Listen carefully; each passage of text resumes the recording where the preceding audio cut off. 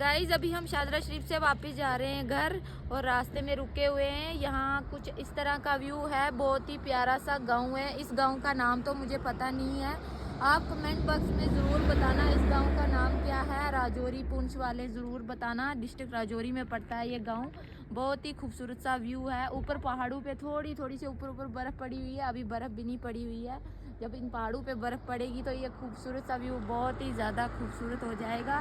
कैसा लगा आपको यहाँ का व्यू कमेंट में ज़रूर बताना। अल्लाह हाफिज़।